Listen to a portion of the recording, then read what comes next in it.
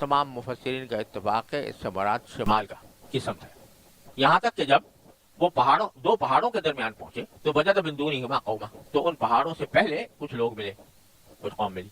ला यकादून यफ़क़हून क़ौला, वो कौम ऐसी थी जिनके बारे में ऐसा लगता था कि वो कोई बात नहीं समझते। एक तो जबान अजनबी होगी, और अजनबी जबान में भी कुछ आयत लफ्ज़ कोई पल्ले पड़ जाता है, तो वो ऐसी जबान थी कि जो उससे लगता है था कि कुछ समझेंगे नहीं, हमारी कोई बात नहीं समझेंगे, हम इसकी कोई नहीं समझेंगे। तो कालू, उस कौम ने कहा, अभी तो ये कहा था कि वो कुछ बोल नहीं सकते थे, लेकिन अब कहा कि उन्हें कहा, तो कहा किस तरह, या तो किसी तर्जुमान के जरिए या कुछ इशारों किनायों से।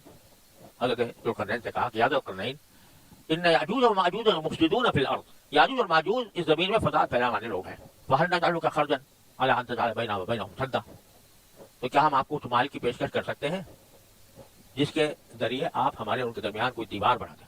मतलब यह है कि याजूज और माजूज दो कबीले हैं जो हमारे शिमाल की जानिब रहते हैं, और वह बार बार आकर हमारे यहाँ कत्ल गारतगरी का बाजार गर्म करते हैं, तो उसकी वजह से हम परेशान हैं। तो क्या ऐसा हो सकता है कि आप हमारे और उनके दरमियान ऐसी दीवार बना दें कि जिस दीवार की वजह से वो हम तक न पहुंच सके। और उसके लिए उन्होंने ये भी पेशकश की कि हम आपकी को माली तौर पर कुछ पेश कर सकते हैं इस काम के लिए।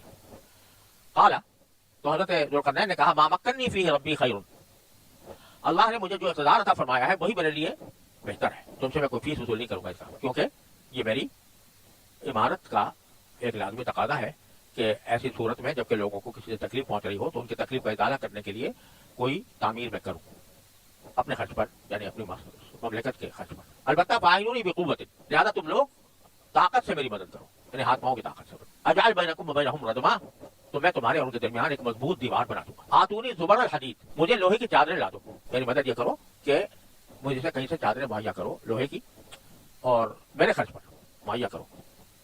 हत्ता इज़ा सावा बैन सदम, चुनांचे वो ले आए, चादरें ले आए। बीच में ये बात मालूम है कि वो चादरें ले आए, तो वो चादरें हज़रत ज़ुल्क़रनैन ने दोनों पहाड़ों के दरमियान लगाकर एक दीवार बनानी शुरू कर दी।